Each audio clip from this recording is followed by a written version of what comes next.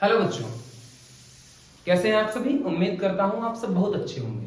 जैसा कि हमने अपने प्रीवियस लेक्चर में किडनी के फंक्शंस को पढ़ लिया था और ये जाना था कि किडनी की जो फिल्ट्रेशन यूनिट होती है जिसे हम नेफ्रॉन या वृक्काणु कहते हैं।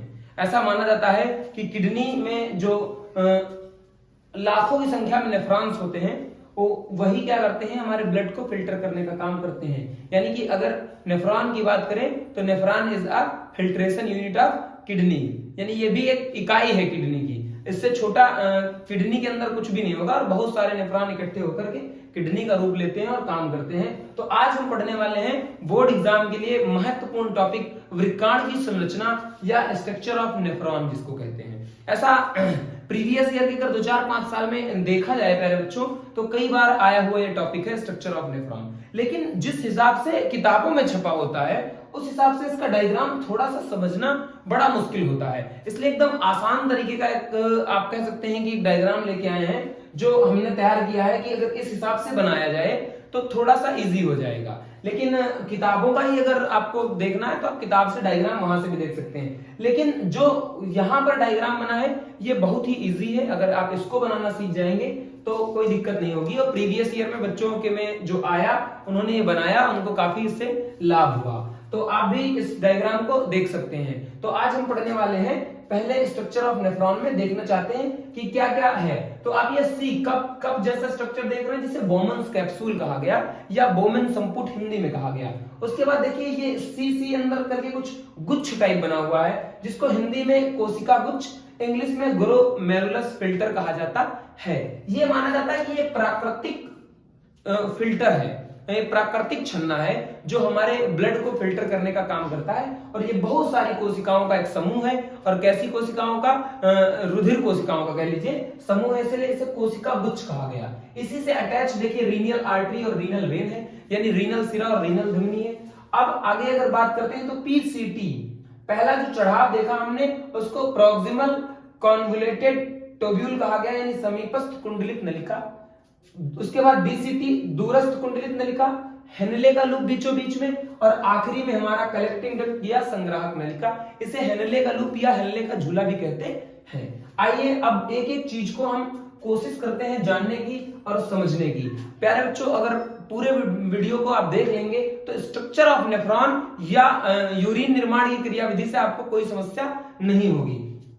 चलिए देखते हैं, पहले समझते हैं कि क्या है। तो यह एक लंबी एवं कुंडलित नलिका, आप देख सकते हैं कैसे कुंडल बनके एक लंबी स्ट्रक्चर है जिसके दो प्रमुख भाग माने जाते हैं कि दो प्रमुख भाग होते हैं। एक को मेल्पिगियन कॉर्पस्कुलस कहते हैं, एक को सेक्रेटरी ट्यूब्यूल कहते हैं। तो अब एक मेल्पिगी कोश है, दूसरा स्रावी नलिका है। तो मेल्पिगी कोश में सिर्फ इतना आता है, बोमेन्स कैप्सूल और ग्लोमेरुलस फिल्टर। ग्लोमेरुलस और बोमेन्स कैप्सूल आता है हमारा पहले में, मेल्पिगी कोश में देखो इधर मैंने बना भी रखा है किनारे, आप देख सकते हैं। लेकिन अगर इसकी बात करें तो शेष सारे भाग स्रावी नलिका में आते हैं, चाहे वो हमारा परिनालिका कोशिका जालक हो, संग्राहक नलिका हो, हेनले लूप हो, पीसीटी हो, डीसीटी हो, तो ये सारा इसी में आता है। मैं इसमें ऐड ऑन कर देता हूं पीसीटी और डीसीटी। कह सकते हो कि शेष बोमेन्स कैप्सूल और ग्लोमेरुलस को छोड़कर शेष भाग संग्राहक स्रावी नलिका यानी सेक्रेटरी ट्यूब्यूल में आती है। अगर अब इसके हम एक एक भागों की बात करना शुरू करें तो यहीं से स्टार्ट करें कि जाने की नेफ्रॉन में क्या क्या है और क्या क्या इनका काम है, कैसे काम करते हैं। तो सबसे पहले प्यारे बच्चों हम रीनल आर्टरी, रीनल धमनी के बारे में जानते हैं। जैसा कि आप जानते हैं कि धमनियां शुद्ध रक्त को कैरी करती हैं। तो क्या लिखा है? ग्लोमेरुलस फिल्टर से जुड़ी धमनी जो शरीर के विभिन्न अंगों से रुधिर प्राप्त करती है। अब देखिए रुधिर प्राप्त करती है और यहां पर यूरिन निर्माण की क्रियाविधि पढ़ना है, यानी साफ सुथरा रुधिर हमारा रीनल आर्टरी से कहां आता है? ग्लोमेरुलस के गुच्छे में आता है, यानी कोशिका गुच्छ में आता है। और यहां से रीनल आर्टरी लगी हुई, रीनल वेन लगी हुई। तो रीनल वेन क्या करती है? जो भी कोशिका गुच्छ से ये भी जो है क्या है? कोशिका गुच्छ से जुड़ी है, ये रुधिर को बॉडी में ट्रांसफर करने का काम करती है। मान लीजिए यहाँ पर जो फिल्टर हो गया, ब्लड फिल्टर हो गया, यहाँ से जो अपशिष्ट पदार्थ था वो इस रास्ते से होकर कलेक्टिंग डक्ट में चला आया। लेकिन जब फिल्टर हो गया तो फिल्टर होने के बाद, यानी फिल्टर जो होता है जिसको हम लोग डायलिसिस कहते हैं, क्या कहते हैं? डायलिसिस।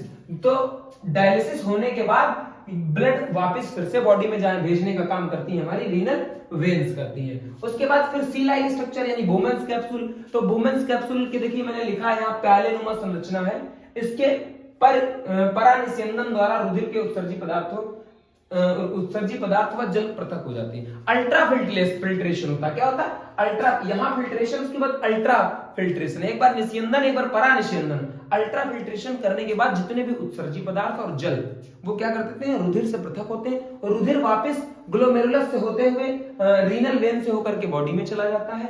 और उसके बाद यहां पर काम आ जाता है पीसीटी। तो पीसीटी क्या है? यह क्षणित रुधिर में से ग्लूकोज व एमिनो एसिड का अवशोषण करती है। जो रुधिर छान लिया गया है यानी जो वापस बॉडी में नहीं गया है, वो जो मूत्राशय की तरफ बढ़ रहा है, कलेक्टिंग डक्ट की तरफ बढ़ रहा है, उसमें से अगर ग्लूकोज छूट गया है, एमिनो एसिड छूट गया है प्यारे बच्चों, तो उसका एब्जॉर्प्शन कर लेगी, उसको अवशोषित करने का काम हमारी करती है पीसीटी। अच्छा, पीसीटी में भी उतार चढ़ाव के हिसाब से, ये देखो चढ़ने वाली, ये उतरने वाली, तो दो नलिकाएं हैं, आरोही नलिका और अवरोही नलिका, यानी असेंडिंग और डिसेंडिंग लिम्ब। तो असेंडिंग और डिसेंडिंग लिम्ब इनके अलग अलग काम है। दूसरी चीज देखिए, it secrete H+ ion in urine. Urine को क्या करते हैं? H+ आयन देते हैं। अब देखिए असेंडिंग लिम्ब क्या करती है? Absorbs ion like calcium, potassium, ये सब क्या करती है? आयंस को एब्जॉर्ब करने का काम करती है, अवशोषित करने का काम करती है, प्लस साल्ट यानी लवण को भी अवशोषित करने का काम करती है। उसके बाद अवरोही, अवरोही में क्या लिखा? Reabsorption of water. ये जो वाटर छन के अलग हो गया, अभी आपने यहां पढ़ा ना, वाटर जल पृथक होता है, तो जो पृथक जल हुआ है उससे रीअब्जॉर्प्शन करती है, बॉडी को फिर से कह लीजिए जल देने का काम करती है। अगर ये रीअब्जॉर्प्शन ऑफ वाटर बंद कर देता है तो हमारी बॉडी में डिहाइड्रेशन हो जाता है। क्या हो जाता है बच्चे? पानी की कमी हो जाती है। उसके बाद देखिए वहां से हेल्ले लूप से चढ़ के ऐसे उतर के आया डीसीटी यानी डिस्टल कॉन्वोल्यूटेड ट्यूब्यूल। यहां पर आया दूरस्थ कुंडलित नलिका, इसको हिंदी में कहते हैं, हिंदी मीडियम वाले बच्चे भी देखें। देखिए बाइलिंगुअल पढ़ने से दो फायदे हैं, आप टेक्निक मेरी इस्तेमाल कर लीजिए याद करने का, लैंग्वेज अपना यूज कर लीजिएगा, ठीक है। तो यहाँ क्या लिखा है? Glucose, vitamin, ion. कौन से? जो शेष छूट गए हैं, यानी पीसीटी से जो छूट गए हैं, ग्लोमेरुलस से छन के बोमेंस कैप्सूल में आए थे, पीसीटी से छूट गए हैं, उनको डीसीटी फिर से एक बार क्या कर लेगी? एब्जॉर्ब कर लेगी। क्या कर लेगी? एब्जॉर्ब कर लेगी।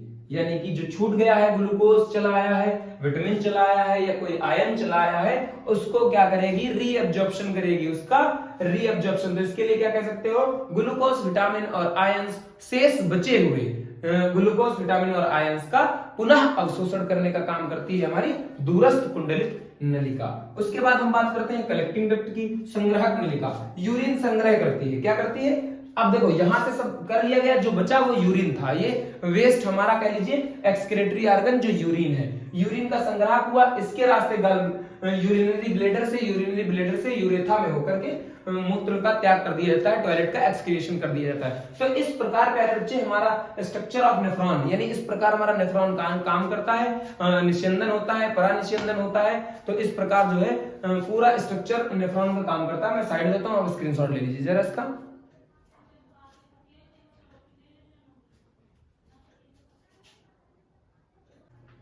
तो आपने उसका स्क्रीनशॉट ले लिया है, तो जरा सा हम मैकेनिज्म देख लेते हैं यूरिन फॉर्मेशन की।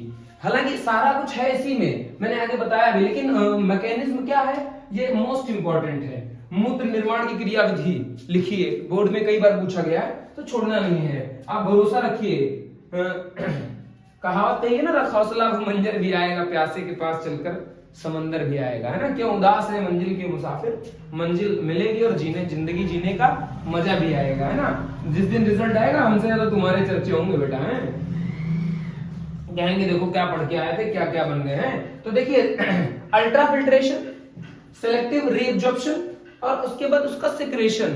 तो हमने देखा कि अल्ट्रा फिल्ट्रेशन क्या है भाई। अल्ट्रा फिल्ट्रेशन यही है कि जो कोशिका गुच्छ है वोमेंस कैप्सूल में जो ग्लोमेरुलस फिल्टर लगा हुआ है वो क्या करता है? फिल्टर कर लेता है भाई ब्लड को और अनबैलेंस चीजों को बाहर कर देता। तो ये हो गया अल्ट्रा फिल्ट्रेशन। यही खराब हो जाता तो फिर डायलिसिस कराना पड़ता है, जिसको हम लोग आजकल हीमोडायलिसिस कहते हैं, मशीन में डालकर करते हैं ना।